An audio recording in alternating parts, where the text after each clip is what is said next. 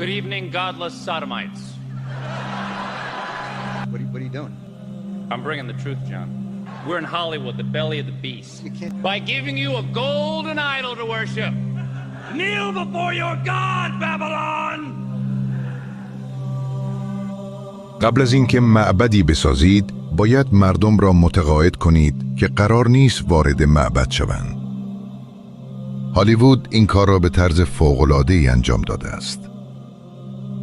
در هر تمدنی در طول تاریخ مکانی وجود داشته که مردم برای دریافت ارزش‌ها، برای فهمیدن اینکه چه کسی قهرمان و چه کسی شرور است، برای فهمیدن اینکه چه چیزی سزاوار عشق و چه چیزی سزاوار نفرت است و برای یافتن پاسخ سوالاتی که آگاهانه نپرسیده بودند به آنجا می رفتند. در گذشته آن مکان یک معبد بود و امروز جای آن را سینما گرفته است. در معبد می دونستید که در حال عبادت هستید. در سینما تکت می خرید و راحت می نشینید و فکر می کنید که فقط دارید لذت می برید. اما وقتی آنجا را ترک می کنید، ارزش‌هایی را که خودتان انتخاب نکرده اید، احساساتی را که خودتان انتخاب نکرده اید و تصویری از جهان را که شخص دیگری برای شما ترسیم کرده است، با خود حمل می کنید. هالیوود کارخانه فیلمسازی نیست. هالیوود کارخانه ارزش سازی است. چه کسی تصمیم گرفت که یک قهرمان می تواند الکل بنوشد و همچنان قهرمان باشد؟ آیا خیانت می تواند رمانتیک باشد؟ آیا ایمان نشانه ساده‌لوحی است؟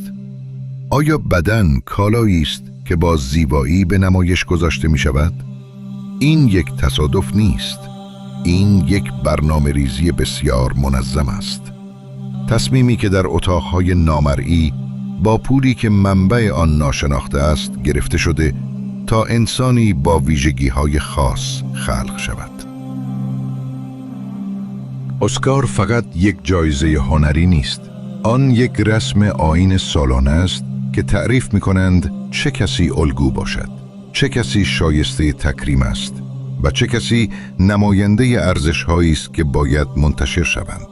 وقتی یک بازیگر روی صحنه می‌ایستد و درباره سیاست، جامعه و ارزش‌ها صحبت می‌کند و جهان او را تشویق می‌کند، به یاد داشته باشید که زمانی کسی را که روی منبر ایستاده می‌شد و از ارزش‌های دینی و از بهشت صحبت می‌کرد، تشویق می‌کردید. فقط شکل آن تغییر کرده است. عملکرد تغییر نکرده است.